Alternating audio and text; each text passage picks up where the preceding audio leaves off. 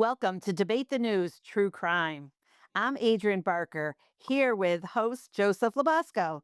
Tonight, we delve into a perplexing case involving rising music artist D4vd and a missing teen, Celeste Hernandez. Before we begin, a brief disclaimer. This episode discusses sensitive topics, including the death of a minor. Listener discretion is advised. And remember, as of November 18th, 2025, no one has been charged with a crime in this case. Adrienne and I are not attorneys, law enforcement, or forensic experts. We research each case thoroughly, but this show is recorded live with minimal editing. Any factual errors are unintentional. Any individuals, businesses, or organizations mentioned are presumed innocent unless proven guilty in a court of law. Some of the details we'll discuss involve public reports, social media reactions, and online speculation, none of which should be taken as proven fact at this point in the investigation. The opinions of our guests and audience members are their own and do not necessarily reflect the views of myself, Adrienne, or Debate the News. We approach this story with respect for the victim. May Celeste rest in peace. Let's dive into the case timeline. Our timeline for this case begins in early 2024. 15-year-old Celeste Rivas Hernandez is a familiar face in her Lake Elsinore, California neighborhood. But by early 2024, she has run away from home multiple times, prompting frantic searches and police involvement. Her family grows desperate to understand why the teen keeps vanishing. Her mother even made emotional pleas on Facebook for Celeste to come home, and neighbors, they posted missing persons flyers in the community. Around this time, Celeste's mother begins to suspect that her daughter has an older friend named David that the family has never met. And on April 5th, 2024, Celeste disappears yet again. And this time, the trail leads out of town.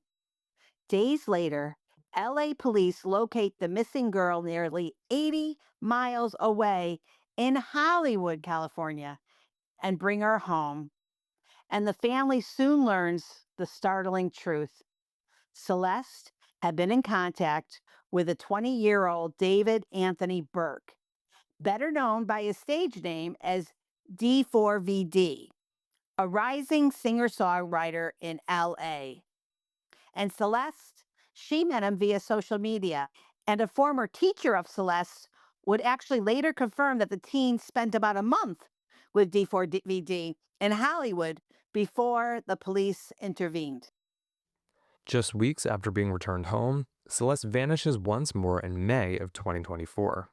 Celeste had grown close to David and, unbeknownst to her family, even got matching tattoos with him.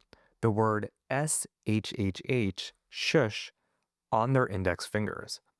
David's friends later said they believed Celeste was a 19-year-old college student, not a minor, noting that she used fake IDs and attended 18-plus events right by his side. Celeste eventually returns home after this May episode, but the 14-year-old's double life, dutiful student on some days, rebellious runaway on others, is not over. So in the late 2024 and summer of 2025, as the months pass, David's music career reaches new heights. In April of 2025, he releases his debut album called Withered, and he prepares to embark on a major international tour. He's now living in LA. He's staying in a lavish Hollywood Hills rental home his management team got for him.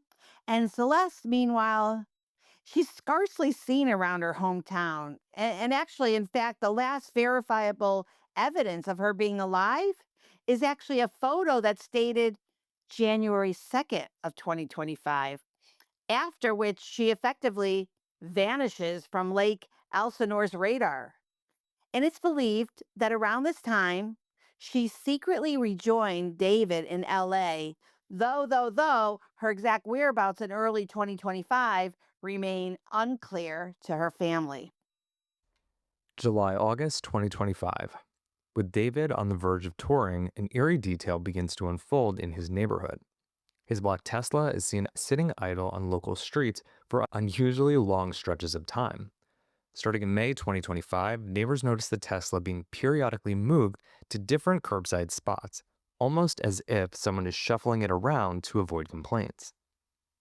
Then, on July 29th, 2025, just as David departs for Los Angeles by tour bus for the first leg of his Withered tour, the Tesla is parked one final time along a curving lane called Bluebird Avenue. And there it stays, unattended through the sweltering weeks of August. On August 27th, a city parking official chalks the tires to mark the 72-hour parking limit, noting that the vehicle hasn't moved since. A few neighbors begin to complain about the abandoned luxury car, but at this point, it's just a minor curiosity. A Tesla moving around in the neighborhood.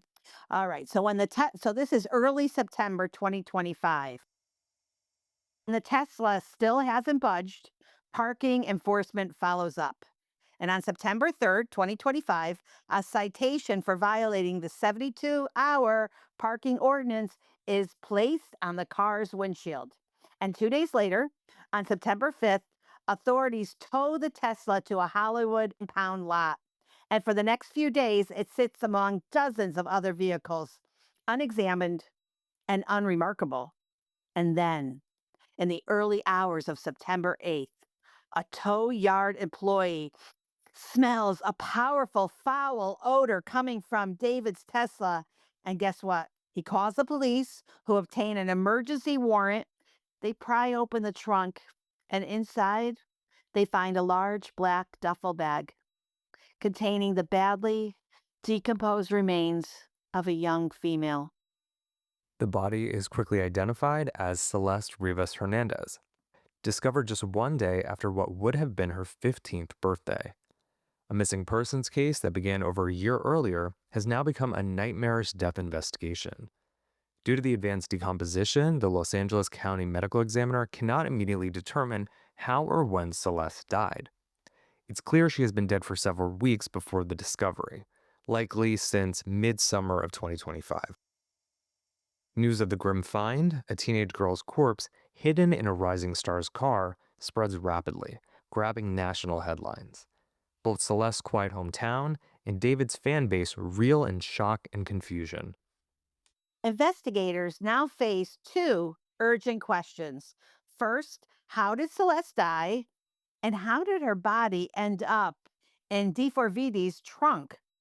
The Los Angeles Police Department treats the case as highly suspicious, and homicide detectives are assigned, though officially it remains a death investigation until forensics confirm a crime occurred.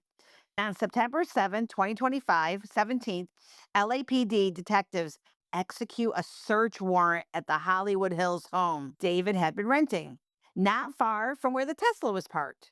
Several bags of potential evidence, including, by the way, electronics and personal items, are seized from the residence for analysis. And that same day, David's family home in Texas is swarmed by police after a false 911 report claims a violent crime there. It was a swatting hoax, likely triggered by the case's notoriety. Late September 2025, in the wake of the discovery, David's flourishing career comes to an abrupt halt. On September 19th, his team cancels the remainder of the Withered tour, and sponsors swiftly distance themselves from the embattled artist. David makes no public statements, and his usually active social media accounts fall silent. On September 23rd, he transfers ownership of one of his Texas homes to his mother's name.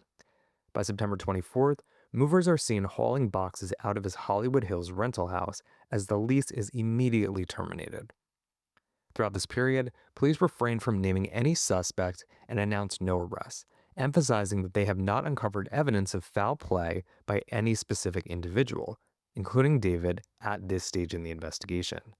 In fact, LAPD officials hint that the only potential crime so far might be concealment of a death, if Celeste died accidentally and someone hid her body afterwards. Mm. October of 2025. With the investigation ongoing and public scrutiny intense, David hires a high profile criminal defense attorney, Blair Burke, in early October. And it's a proactive move that underscores how seriously he is taking this situation. And the police reiterate that David remains cooperative and has not been charged with any crime. Still, the lack of answers definitely keeps speculation alive. And the contrast between his artistic image and the gruesome nature of this case has been widely noted. For instance, commentators pointed out the irony that one of his hit songs is literally titled, ready for this? Romantic Homicide. And it's a melancholy track, now unintentionally kind of morbid in its hindsight. Fans on social media expressed how surreal it felt, and many had perceived him as a sensitive, gentle artist, and that made the news feel dark and unsettling by association. And the court of public opinion is divided. Some are convinced of David's involvement, while others urge caution, await the facts. And those who knew Celeste, they struggled to reconcile the joyous girl they remember with the tragic saga unfolding in the media. And through it all, D4vd himself stays out of sight and maintains his silence. And in Lake Elsinore, grief and anger intermingle as loved ones remember the bright girl they lost. A makeshift memorial of candles, flowers, and handwritten messages springs up outside Celeste's home. And Justice for Celeste posters on fences reflect the community's call for answers. And neighbors, friends, and classmates, they gather to support her family, united by sorrow and the desire for truth. Late 2025 to present. Nearly 3 months have passed since Celeste's body was found, yet many questions remain unanswered. The coroner's full autopsy and toxicology reports have not been released, leaving Celeste's official cause of death still undetermined. Was she the victim of foul play, or could this have been a terrible accident followed by a panicked cover up? Investigators continue to painstakingly reconstruct Celeste's final moments, combing through phone records, social media, and surveillance footage for clues.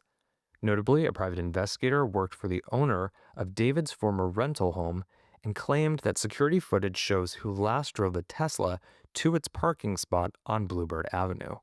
However, those details have not been made public, and the LAPD has neither confirmed nor denied any such leads. Officials emphasize that the case remains complex and open ended. David has not been charged and is presumed innocent. Law enforcement says he continues to cooperate with their inquiries. In the end, the intertwined story of David and Celeste Revis Hernandez stands as a haunting cautionary tale. It's a tale of a young teenager longing for freedom and a bustling music star whose words and worlds collided with devastating consequences.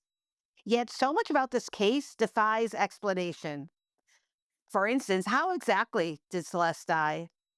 And who was responsible for hiding her body? And why hide her body? And as of today, those questions hang in the air, unanswered. All that remains is a grieving family's pleas for justice. And there's an ongoing investigation searching for the truth. And until more answers emerge, the D4vd Celeste case remains an unsettling mystery, a stark reminder of how an online connection and a series of risky choices can cascade into tragedy. Now, Joseph, let's open this up for debate and discussion. If you're listening to us, join us live. We are live on Chatter Social, and we'd love to have you come into the room and have a conversation. And I see Joanna in the audience who's from Poland. Thank you, Johanna, for being here. We appreciate it. So, Joseph, let me ask Joseph first, and then we want to ask the audience. Joseph, what do you think happened to Celeste Hernandez? Do you think she was murdered? Adrian, at this point, I don't know. I think anything is possible based on what we know up until this point and based on the way that the LAPD has been giving us updates. I'm leaning towards, I think maybe it was an accidental death that was then covered up. Interesting, Joseph. I want to hear from the audience. Even if you're not so familiar with the case, we gave you the timeline. Just share what your thoughts are. We would love to hear from you. Well, first of all, a very sad case. Do I think she was murdered? Yeah, I definitely believe she was murdered. The question is who did it, right? And why? I'm not 100% sure that it was her boyfriend, the singer, but obviously he's a suspect. She was found in his car. But I'm still wondering if someone actually put her in there to incriminate him. So that's a question in my mind. The violent circumstance to me definitely points towards homicide. But so she was found in the front trunk. The front, is that what they call it? Of a Tesla? Joseph, do you know? Can you give a little description? Is it roomy? Is it big? Is it just meant for like a suitcase? Sure, Adrian. Yeah. So I have a Tesla. I have a Model 3, which is the smaller car. This was a Model X, which is the largest SUV model, with the exception of the Cybertruck. So yeah, Teslas have a front trunk and a back trunk. The front trunk, which they call the frunk, is typically a smaller trunk. Like mine is very, very small in the Model 3. You definitely wouldn't be able to fit a body in there, but they're typically very small, even in the Model X. Do you need a physical key to open it? How do you access it? And can anyone access it? So that's a great question. Teslas, no matter what model, they typically run off of your phone. So you have a Tesla app on your phone.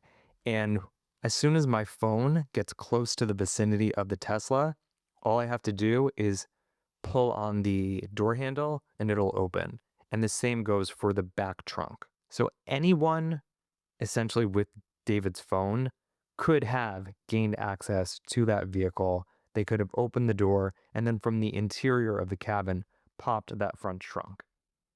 Wow. Okay, so then it really could be used as a hiding spot. So then it makes it more incriminating because that access is tightly controlled and tracked. One last thought. I'm just curious if they're going to be able to use any timestamp data when it opens or not, if it's all like within that, I think you said like a fob or something or your phone. Yeah, they're definitely going to be able to pull those telematics when the vehicle was unlocked, when it was locked, when the front was open, when it was closed, and it should be able to tell them whose device or whose key was the one that connected to the vehicle at that time. You can also share unlocking and driving privileges virtually. So, Adrian, I could right now have you download the Tesla app and then add you as a driver. So then your phone would be able to unlock and drive my vehicle. So it's possible that someone else could have been granted access to the Tesla and their phone unlocked it.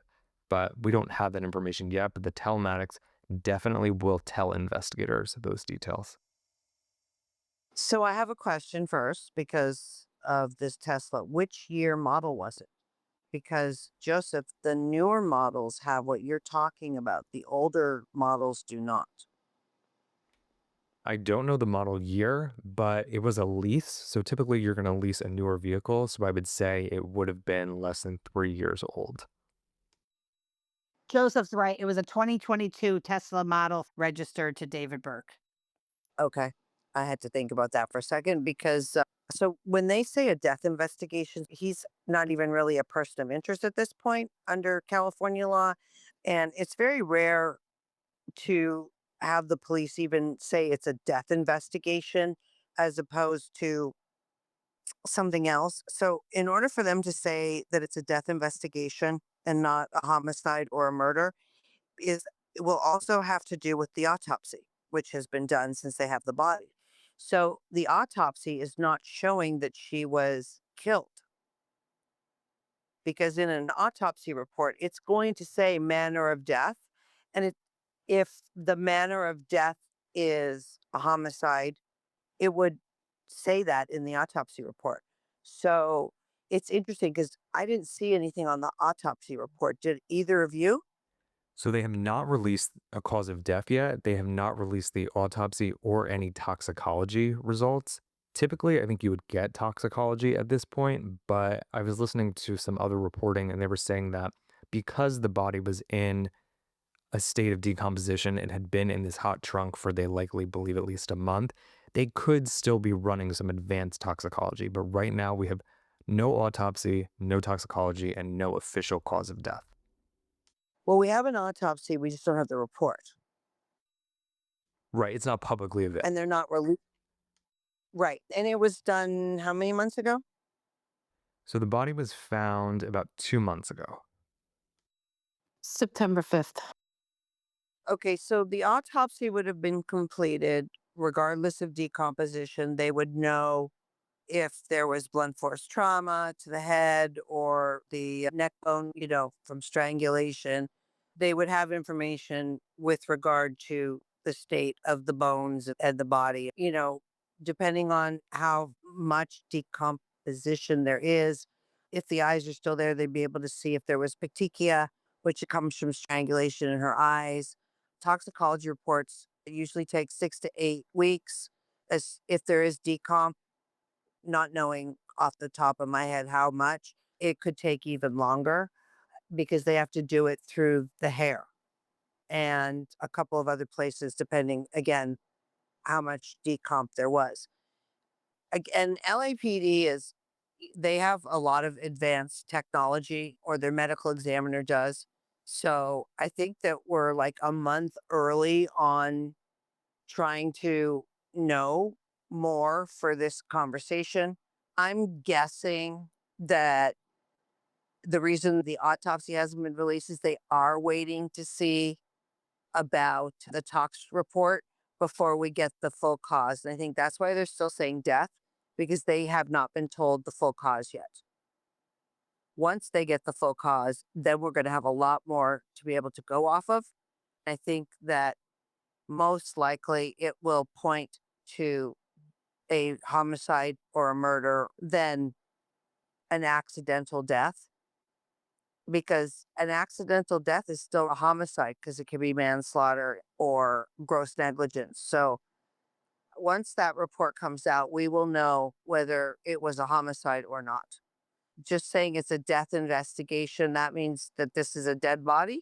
And honestly, LAPD has no clue how she died. That's where I wanted to start with this, to help you guys with the conversation, because for once, this is a California case. So not only can I speak as an attorney, but I can speak as someone who's licensed in California to give you actual information as opposed to my opinion. So what I've just told you is more of a factual basis as an attorney versus my opinion like you guys usually hear. So I would say in another month, we will definitely have a lot more information on what happened to her. Thank you, Shauna, by the way. I love all the details you bring in. It's important to us. Let's hear also from some others in the audience. What do you think happened? You've got the timeline that we read, a lot of great information from Shauna, more information from Joseph. I just have a question. Like, how do you have like a body in your car for so long and heat and you don't smell it? Granted, it's wrapped in plastic, but really? I mean, I left a baby bottle in my car. I couldn't find it anywhere. I thought I had a dead cat in my car. It's like, somebody find this animal. Something got stuck in the car. But how do you not smell that? So that's a very good point that Maria brings up. How the hell did you not smell this? Whoever it was that was moving this car, there's no way to me that they would not have smelled that decomposition of the body in the car and figured it out. Now, the frunk, it sounds like, Joseph, it could be a kind of a sneaky spot. Maybe I don't know if I would know it. And I don't think it like screams like body disposal, like the back of a trunk. The body was in there the whole time. Could someone else have done it? Could someone else have placed it there? Because David's camp assists, he has zero knowledge. Again, the car is tied to his name, the app, the phone, which I'm so glad Joseph explained. In the chat, Dr. Amanda says they claim he was gone on tour, she thought, and then they said he was in a car accident with her, so who knows? David, he was at the home the day that the car was moved for the last time. So essentially, they moved it one last time. They towed it to the impound lot, and that's when they discovered the body. So yeah, I have to Agree with Maria and you. Whoever was moving the car, whoever, and if it was on the street and people are walking by, they should have been able to smell it too. And whoever was moving the car every 72 hours had to have smelled it. So they had to have been in on it. And there's, since it was on the street, it wasn't even in a garage or whatever. That means the sun was on it the whole time. It was out in the elements. That's why it decomped quicker. And I don't know how anybody, just walking by, you would have smelled it. Even driving by potentially with your windows down, you could have smelled it. So that's an interesting point. I still don't know if he was involved. I still think that it was somebody in his crew or his group or something like that. But I'm still not convinced he was the one. So, from what I was reading on this, it stated that I guess the last time was the July 29th. And when they found the body, they felt that the body was dead a lot longer. My biggest telling point and why I would lean towards that he actually did it, just given what we have in front of us today, would be one, if he is in a relationship with her, why is he not freaked out that he's not talking to her every day? So, in my opinion, he knew about it. If he didn't do it directly, he did have some involvement in it. That's a great point, Jessica. And I think it's important to point out that even after the body was discovered, David didn't cancel his tour. He wanted to keep going. The sponsors and the management canceled the tour, and that's why he went back to LA. But could you imagine a dead body is found in your trunk and you don't want to cancel your tour? That to me is very sketchy. What's the deal with this relationship? Is it ever appropriate for a 20-year-old grown man to be living with a 14-year-old? I can't think of any situation where that would be appropriate or would make any sense. No, it's not okay. It's never okay. There is no justification on any avenue, place, earth, anything for a freaking 20-year-old man to be living with a child. That's what she is. She's a child.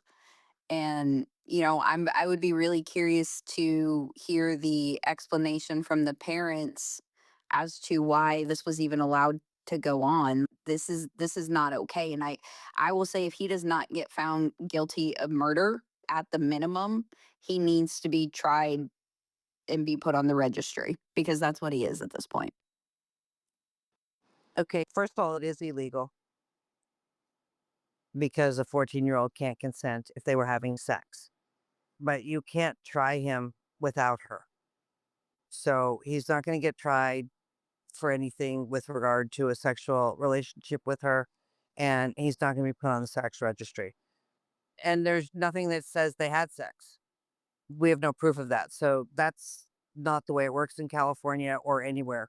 Now, there are a lot of times when there are people having relationships and parents find out and then they report it. But again, and then the girl or the guy has to testify against their will, you know, because the parents are making it and the courts, the police force it because it is illegal. That is a minor. You cannot consent. You can have your feelings about why was a 20-year-old with a 14-year-old. I get all of that, but please don't throw out there things like he should be on the sex registry and all of that when you A, don't have proof that he had sex with her, and B, it doesn't work that way in the court of law. So that shouldn't even be a part of this discussion. I want to answer the question. So I'm going to answer, is it ever appropriate for a 20-year-old grown man to be living with a 14-year-old in his home? Okay. So the answer, no. No, no, no, never. Full stop, never. I don't think it's a gray area at all. It's predatory. A 20-year-old is an adult with full agency, and the power imbalance makes any relationship with a 14-year-old inherently abusive. Let's take this little girl, 14, vulnerable, difficult family situation. The reports confirm that she and D4vd were cohabitating in his Hollywood Hills rental. And yes, neighbors may have mistaken her age due to how she looks. I will tell you, my son's bar mitzvah, I mean, the girls were all 13, 14, and you would have thought they looked like 19, 20. So it doesn't matter though, because even if they thought she was older, honestly, that's on him to verify it. Ignorance isn't a defense, right, Shauna? It's freaking grooming. So I think She ran away to be with him. They isolated themselves. And unfortunately, it ended in tragedy. Because if you think about it, Joseph, if a 14-year-old needs a safe place, where can they go, right? They could go to foster family, family intervention, social services. We don't say, oh, you're 14, you need a place to go. Let's have you shack up with someone that's almost twice your age. So I think society can easily feel kids like Celeste if we begin to normalize or excuse this kind of behavior. Long answer, but that's how I feel. I would not allow my daughter to be hanging out, my 14-year-old daughter to be hanging out with somebody that's 20, 21 years old. That's just not going to happen in my world. And where were the parents that they didn't, even just call the cops on them, whether something happened between them or not, even just making the accusation, she would have been pulled from the house. So I just don't get where the parents were in the whole thing either. These 14-year-olds are nothing like we were when we were 14. They don't look like us. They dress the vernacular. Everything is very different. I agree with you that it's not okay for a 20-year-old to be with a 14-year-old. It's not okay for an 18-year-old to be with a 14-year-old, even though that happens a lot. But going back to the murder, was she murdered? Was it an accident? What was the cause of her death? Knowing that it sounds like she was a troubled teen. Amanda has put it in the chat about some of the stuff with her running away, being taken, and Joseph, you said with her being taken back. There's some troubling issues that went on that we don't know about in her family life. And that is something to consider as well as to why she kept running away. Like, what was going on at home that caused her to keep running away? And is it possible? Here's a new theory. Is it possible that they are the ones that hurt her and are trying to set him up because of the money that they can get if he is charged? She definitely had a troubled home life, I would say, in my opinion, based on what I've read. There were several calls for law enforcement to come to that house. It seemed like there was definitely a lot of chaos. It did not sound like it was a good home life that she had. In order for that theory to be true, there would have to be some way for the family member to gain access to David's vehicle and put her in there. If Celeste had access to his Tesla, if he had shared driving and unlocking permissions with her phone, then that would mean that anyone with her phone could gain access to that Tesla vehicle. Again, the fact that it was moved several times by people who were presumably living in that house or frequenting that house, to me, it just is a little bit too unbelievable that those people would be moving that car over and over again with a dead body decomposing and wouldn't smell it. Yeah, I think I am still stuck on how nobody could smell it because, like Maria said, a bottle. I know that I left a package of chicken in my car once, and the next day it stunk, and I was like, "Oh my goodness!" So I don't know how nobody smelled it. That's the most baffling part to me. Not even just walking by, but especially if you're moving that car, how could you not smell it? The other question is the Tesla frunk, is it a funny word, sealed so tight you can't smell a decomposing body?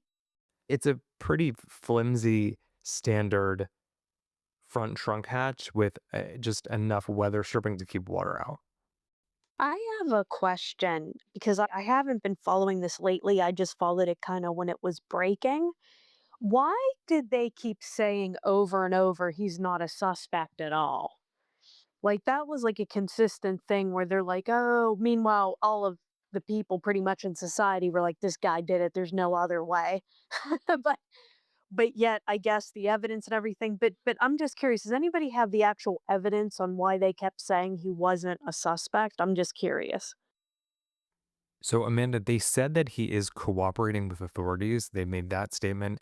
But the key thing in this case, at least in my opinion, is they haven't released the autopsy results and they're still calling it a death investigation. It sounds like the toxicology results may not be back yet, and LAPD doesn't know how she died yet.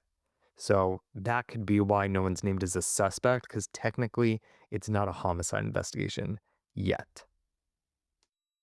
The LAPD emphasized they had zero crime classification from the coroner, but also, even with the body in D4vd's Tesla, they could only confirm concealment as a potential crime, not who did it or even if the death was criminal.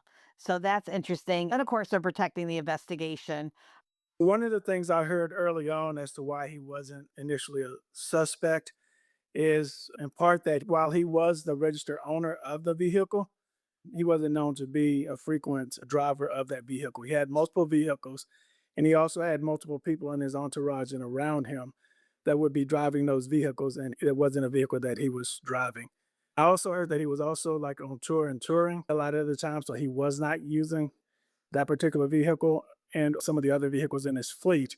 So therefore, he wasn't initially ruled a suspect based on his uses of the vehicle, not solely because he was the registered owner of the vehicle, but given his lifestyle and surroundings, he was ruled out.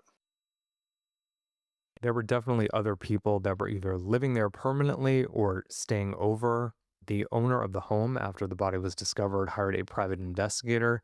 He did his own investigation. He said that the nightstands in the bedrooms were being utilized. There were women's feminine hygiene products. There were prescriptions for opiates to at least one individual found in the home. There were online gaming stations, which I guess is something that David and his friends did a lot. They would stream playing video games online. So, by all accounts, there were multiple people frequently at that residence, even when he wasn't there. So, there's definitely other suspects to look at other than just David, as for who may have been complicit in or aware of that disposal of the body.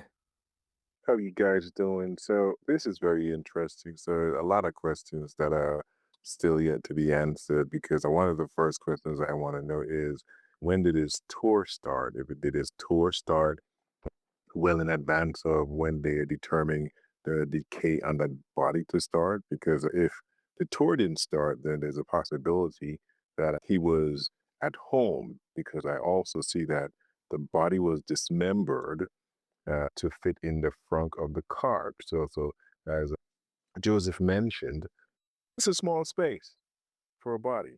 And as I'm reading the article says the body was dismembered. So that means they had to take off some body parts to then fit that body in the front of the car. So with that, my opinion on this, I think that she was a groupie of him and she went over several times in terms of running away to meet stardom, right? Starstruck, and she got abused by the entourage. And something happened where they end up by mistake killing her and try to cover it up because the article states dismemberment of the body, right? So I think if you could find when his tour started, then that could be tying him to it. Just a thought, because now that I'm hearing more to the story, when y'all mentioned the drugs and the in and out and all of that, I mean, is it a possibility she was being trafficked? I mean, I'm just gonna say it. Like, this is a thing that parents do. Parents traffic their children. And maybe that's why she was running away. Just a thought. I don't know more details of the case, but I'm just putting it out there. And it absolutely is inappropriate for a 14-year-old to be alone with a 20-year-old, just like it's inappropriate for a 5-year-old to be alone with with somebody older. It's just inappropriate. Absolutely. So let me ask a question. With that, the autopsy report, if a body was cut up to put in a trunk of a car, do you think that autopsy report will show that it's not homicide? So unless she was chopped up into teeny tiny pieces and put through a grinder, there's still going to be proof, right? There's still going to be a skull. There's still going to be the neck. There's still going to be the bones. So no matter how dismembered you are, there's going to be able to show signs of whether or not this was an attack of some form.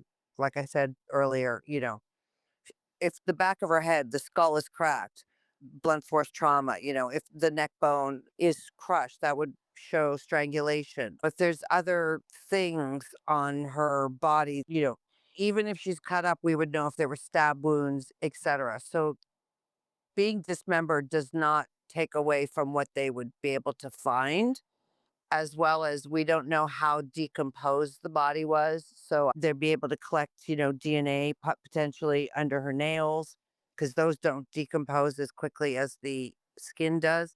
So the autopsy report and the tox report, to me, as somebody who's done criminal law, been in criminal law, and who is a lawyer in California, I think is going to be very telling as to what happened. And I'm not sure why the police are holding so much info to their chest or keeping it from the public, and that nobody has leaked it within the department.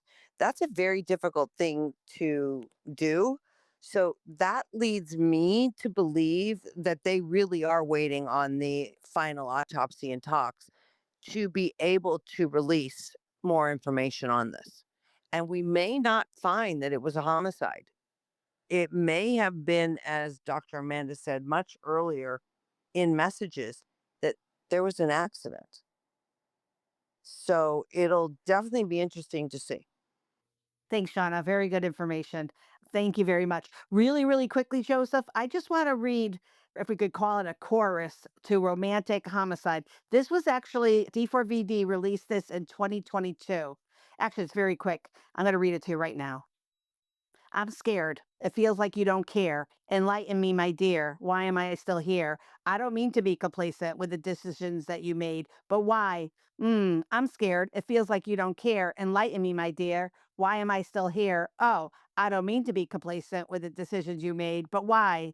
In the back of my mind, you died, and I didn't even cry. No, not a single tear. And I'm sick of waiting patiently for someone that won't even arrive. In the back of my mind, I killed you, and I didn't even regret it. I can't believe I said it, but it's true. I hate you.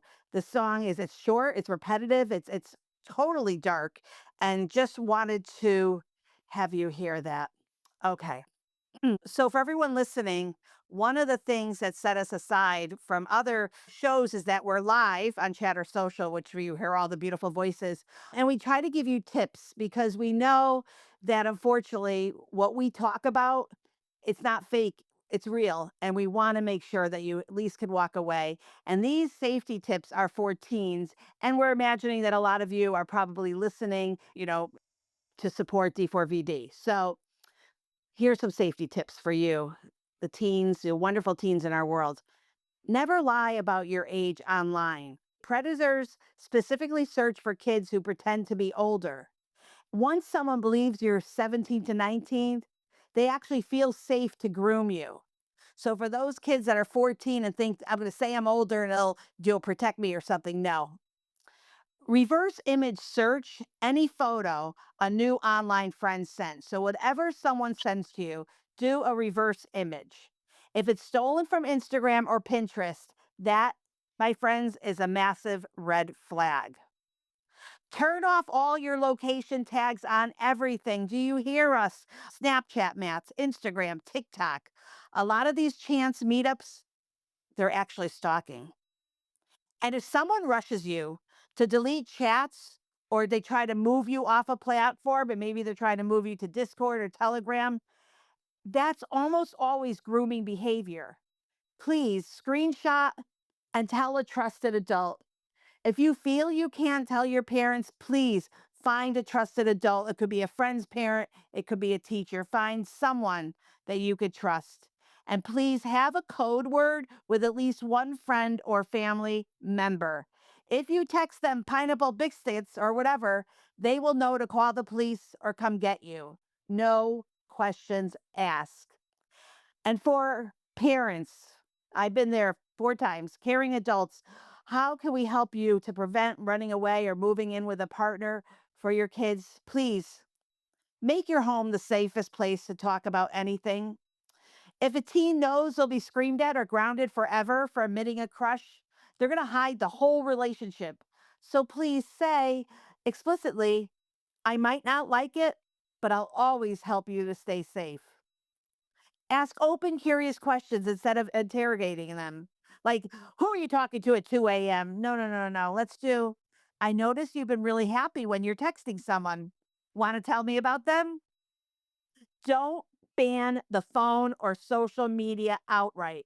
That just drives everything underground. Instead, set collaborative rules like charging stations outside bedrooms at night.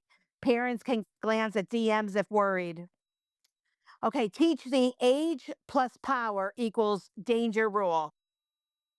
So, any romantic interest who is more than 2 to 3 years older, especially 18 plus, it's a massive power imbalance with a 14 to 60-year-old. Make a clear family value. Don't just make it a rule, it becomes a clear family value. Put it in a plaque and make it your mission statement. And so important to have a no shame exit plan. Tell your kids if you ever end up somewhere you don't want to be, call or text me. I will come get you. No yelling in the car, no punishment that night. We'll talk when you're safe. Do you know that many runaways stay away because they're terrified of the consequences of coming home? And please, please, please know the hotlines together. Joseph will put this in the show notes. The National Runaway Safe Line at 1-800 Runaway, or you can text or call 24/7. And the NCMEC, if grooming is suspected, do 1-800, spell out the lost. And the crisis text line, text home to 741741. Knowing there's a neutral adult to call can sometimes stop a teen from feeling their only emotion is an older boyfriend or girlfriend. And for teens and for parents, if you're listening, if you could share this, if someone twice your age or more is telling you, your parents don't understand us, we have to keep this secret so they don't ruin it. That person, they're not your soulmate. They're counting on you being isolated. Real love doesn't need you to cut off everyone who cares about you. And Celeste's story, it's heartbreaking because almost every single one of these red flags were there. And the adults around her either didn't see it or just didn't know how to intervene without pushing her further away. So sharing these tips widely can literally save the next kid. Thank you. So those were Adrienne's tips and lessons from this episode. For me, quickly, my main takeaway is, first of all, if you are 12, 13, 14, 15, you probably shouldn't be listening to this podcast. I'm just going to put that out there. But if you are that age and you are listening to this, if a 20-year-old grown man or someone older is trying to get romantically involved with you and is hitting on you, there is something wrong with that person. That is not a normal situation. So just know that. It is not normal for a grown adult to be flirting with or trying to get into a romantic relationship with a teenager. And as we conclude this episode of Debate the News True Crime, we remind everyone that this case is still developing. Celeste Hernandez's death remains unsolved. We've laid out what's known, but crucial answers like her cause of death are still pending. In discussing the story, it's important to honor the victim and to stick to the facts. A family lost their 15-year-old daughter, and a young artist's life has been upended under the weight of suspicion and tragedy. And we'll continue to follow the verified reports on this case if and when authorities announce a cause of death or file charges. We'll update our coverage. Absolutely, Adrienne. Thank you for listening to this deep dive into the Celeste Hernandez case on Debate the News True Crime. We hope for a resolution that brings justice and closure to this horrific case. Stay tuned for future episodes where we'll continue to analyze the latest in true crime with a critical yet compassionate eye. Until next time, stay safe and stay informed. Good night.